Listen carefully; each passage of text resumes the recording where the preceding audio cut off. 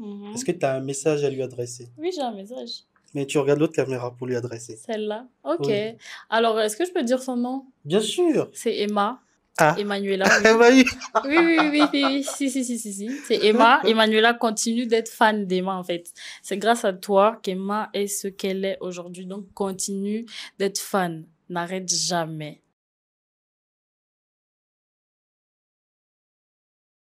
Salut Emma, Salut, Ladji, ça va? ça va et toi? Ça Alors, va. bienvenue au Bénin. Merci beaucoup. C'est ta première fois au Bénin? Non, c'est la deuxième fois que je viens. La C'était première quand? fois, c'était pour We Love Eya, le festival We Love Eya l'année dernière. Et t'as presté? Oui, j'ai chanté, oui. Ah, je savais pas. J'étais là. Ah, ok. Et cette fois-ci, t'es de retour, cette fois-ci pour les 10 ans de Jojo. Oui, c'est ça. Et comment tu trouves l'atmosphère au pays? Très bien, franchement, il a invité plein de personnes que j'aimais bien, que je connaissais pas forcément personnellement, mais que je connaissais des réseaux, des personnes très joyeuses qui distribuent la bonne humeur. Donc, je pense que ça va bien, bien se passer. Et d'ailleurs, toi aujourd'hui, tu te définis comme chanteuse ou chanteuse influenceuse? Je suis une chanteuse. J'utilise Bah, juste beaucoup TikTok parce que c'est le réseau social où je suis le plus à l'aise, c'est tout. Alors, je m'appelle Isembe Emanuela. Voilà, j'ai 22 ans et je suis une artiste originaire du Gabon. J'ai des origines aussi au Cameroun. Ma mère est camerounaise, mais je suis née et j'ai grandi au Gabon. à quel moment t'es allée en France? Alors, c'est en 2023 que je suis allée en France. De base, j'allais pas m'installer, mais bah, finalement, je suis restée parce qu'au final, toutes les personnes avec qui je travaille en studio et tout sont en France. Donc, bah, je suis restée. Mais je fais souvent des allers-retours entre la France et bah, différents pays d'Afrique. Et aujourd'hui, c'est vraiment la musique, quoi, ton truc. C'est mon travail, à plein temps. Ton premier clip, Eboloko. Alors, il n'y a pas de clip, mais mon premier titre, c'est celui avec Eboloko qui s'appelle Grand Bandit. C'est celui qui m'a révélé un petit peu, ouais. Déjà, dans mon pays. Et après, ailleurs, je ne sais pas comment les gens ont écouté. Je ne sais pas s'il est autant écouté ailleurs, mais en tout cas, dans mon pays, c'est le titre qui m'a révélé. Et tout de suite après, ancré. Genre, un mois après. Qu'est-ce qui t'a inspiré cette chanson? Grand Bandit. Ouais. Oh, franchement, c'est, c'est la prod, hein. Là, je ne sais pas, c'est la prod. Franchement, c'est la prod. J'aimais ce que la prod dégageait. C'est la prod qui m'a inspiré, même le sujet. Et Et après, je l'ai envoyé. quand t'as chanté ça, Hmm. est-ce que tu savais que ça allait péter? Bon, non. Parce qu'à cette époque-là, je faisais la musique uniquement pour m'amuser. Parce que ça me plaisait, parce que j'aimais ce que j'entendais. Du coup, je le faisais comme ça. Après, je me disais, si j'aime bien, c'est que bah, certains aimeront bien aussi. Maintenant, le succès que ça a eu, je ne m'y attendais pas. On ne s'y attend vraiment jamais, en vérité. Et Donc, comment t'as vécu ça? Tu t'es réveillé un jour, ton téléphone sonnait? alors, je sais pas comment expliquer. J'étais normale, genre. Je ne me rendais pas compte, je pense. Je me suis rendu compte de ça après mon deuxième titre et même bien après encore, de D'accord, l'impact que pouvait avoir ma musique. je vois. Donc tu as grandi à Libreville et aujourd'hui tu portes ta musique un peu partout à l'international. Mhm. Qu'est-ce qui te rend le plus fier d'être une actrice gabonaise aujourd'hui? D'être quoi? Une artiste gabonaise aujourd'hui. Bah déjà, je suis gabonaise. Voilà, donc premièrement, je suis juste fière d'être gabonaise.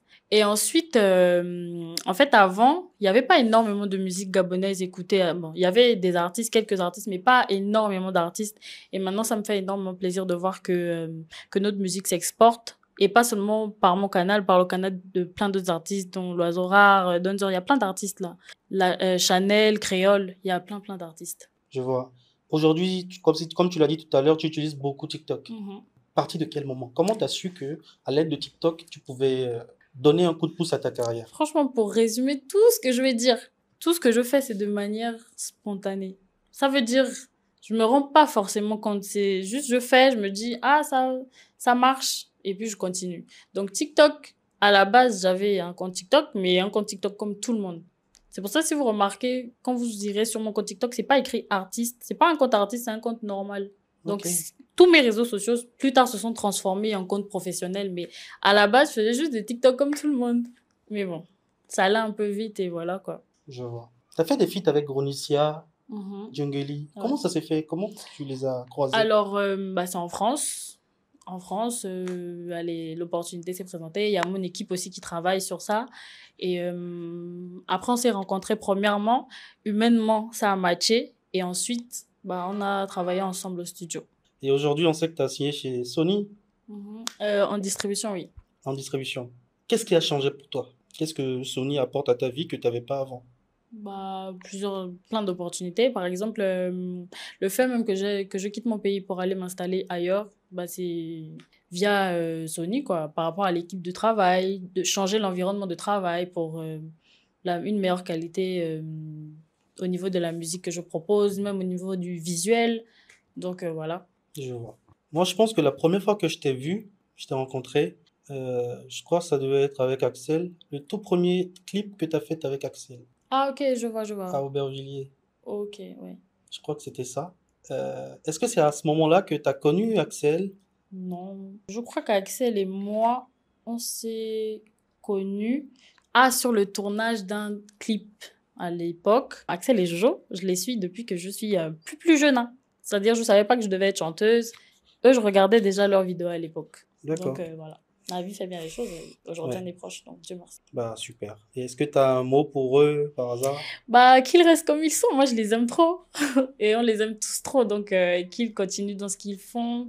Axel, avant, il faisait pas de la musique. Maintenant, il fait de la musique. Je lui envoie énormément de force et qu'il continue, en fait. Quand tu fais pas de musique, tu fais quoi? Parce que, à t'entendre parler, j'ai l'impression que tu vis, tu respires, tu C'est le manges cas. musique. C'est le cas. Si on t'enlève la musique, qu'est-ce qui reste? Je sais pas. Ah non, là, c'est triste ce que tu dis là. Qu'est-ce qui reste? Je sais pas. En tout cas, premièrement, c'est ce que je fais, quoi. T'as un album de prévu? Alors oui, je prépare mon tout premier album. Voilà. Donc, qui sera disponible très bientôt, dans quelques mois, cette année en tout cas. Ça s'appelle comment? T'as déjà un titre ou... J'hésite encore sur le titre. J'hésite encore un peu, mais ça va être bien. D'accord. Qu'en est-il de ta relation avec des artistes de chez toi? En l'occurrence, par exemple, Oiseau Rare. Vous êtes proches? Oui, ça va, on s'entend bien, alors, les horaires et moi. En vérité, je m'entends plutôt bien avec les artistes de mon pays. Il y a pas... On s'entend tous bien. Tu fais pas forcément un feat avec? Ça dépend de lui. Après, moi, collabore des fois en fonction de l'univers de la personne, si je le sens bien ou pas. Et ça veut pas dire que si aujourd'hui j'ai pas de collaboration avec X ou Y, ça veut pas dire que il y aura jamais. C'est juste que laisser le temps faire les choses, quoi. Emma, est-ce que tu as un souvenir d'enfance marquant de manière positive ou négative que tu aimerais partager avec ceux qui te regardent? Euh, un souvenir d'enfant marquant. Peut-être mon premier contact avec les studios. En fait, je me rappelle avant, j'écrivais sur des cahiers. Enfin, je marchais avec des cahiers en main et des stylos et j'écrivais genre en marchant. C'est le souvenir que j'ai là. Qui me vient là tout de suite en tête. T'écrivais en marchant. Genre, je marchais avec un cahier, quoi, un stylo. Et les gens, ils te regardaient, ils Je disaient sais quoi? pas. Moi, je sais pas si les gens me En regardaient, gros, t'étais mais toute seule dans ton monde, quoi. voilà, j'ai toujours été comme ça en fait. Donc voilà.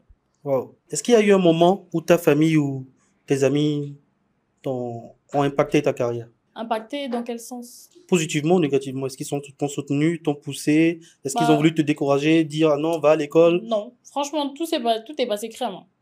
Tout s'est passé naturellement.